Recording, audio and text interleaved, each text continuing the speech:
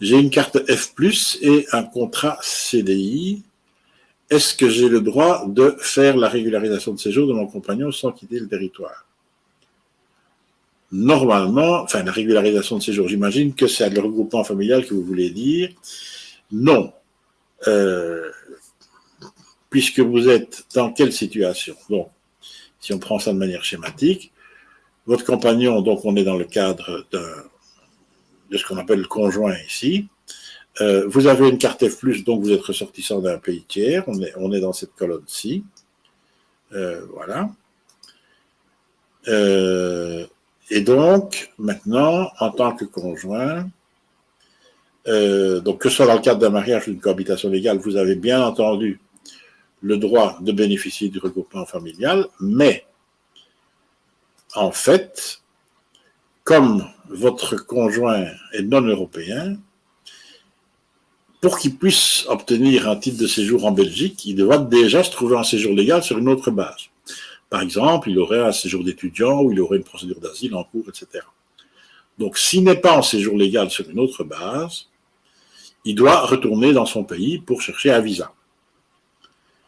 Maintenant, ce que vous pouvez très bien faire, éventuellement, c'est vous arranger pour vous trouver en situation où il va y avoir un séjour légal. Et donc, si votre compagnon fait au bon moment une procédure d'asile bidon, il va seulement faire une demande d'asile, mais par le simple fait de faire une demande d'asile, il va être en règle en Belgique. Il va recevoir une annexe 26, et que son annexe 26, il est en règle en Belgique. Donc, à ce moment-là, puisqu'il est en règle en Belgique, il peut introduire la demande de regroupement familial, sans devoir retourner dans son pays d'origine. Mais attention, il faut bien le faire au bon moment, parce que le document de séjour qu'il va obtenir dans le cadre de sa demande d'asile, c'est très court, parce que sa demande d'asile, elle va vite être rejetée. Et donc, il faut que déjà, avant d'introduire la demande, vous ayez déjà réuni tous les documents qui seront nécessaires pour l'obtention, enfin pour la demande de regroupement familial.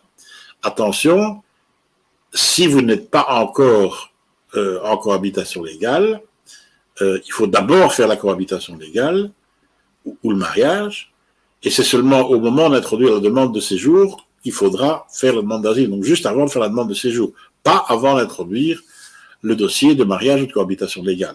C'est uniquement une fois que vous serez déjà marié ou déjà en cohabitation légale, c'est peut-être déjà le cas actuellement, dans ce cas-là, votre copain peut éventuellement faire une demande d'asile, et s'il fait une demande d'asile, du coup, il va recevoir temporairement, pendant 15 jours, 3 semaines, un mois peut-être, il va recevoir il va se retrouver en séjour légal, et puisqu'il sera en séjour légal, là, il pourra valablement introduire une demande en Belgique.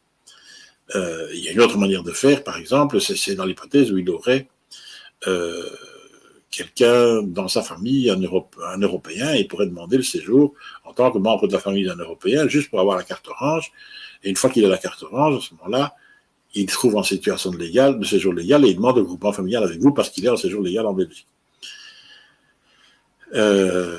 Mais donc, hormis ces cas spéciaux dans lesquels on utilise les procédures d'asile ou de regroupement familial avec un Européen, si c'est le cas, pour les détourner de ce pourquoi elles sont faites, seulement pour avoir un séjour provisoire de manière à être en situation légale pour pouvoir introduire la demande de regroupement familial avec vous en Belgique, dans les autres cas, il faut retourner dans le pays d'origine pour demander un visa.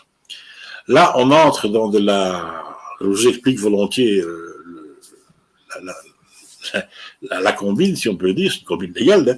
Je vous explique volontiers, mais ça c'est de l'ingénierie juridique. Donc, si vous voulez faire ça, vous allez vous trouver confronté à des communes qui ne vont pas comprendre, vous allez avoir encore plus de problèmes que d'habitude pour faire une cohabitation légale ou un regroupement familial à ça. Si vous faites ça, ne le faites pas sans avocat. Et choisissez-le bien, parce qu'il n'y a pas beaucoup d'avocats qui connaissent ce genre de technique.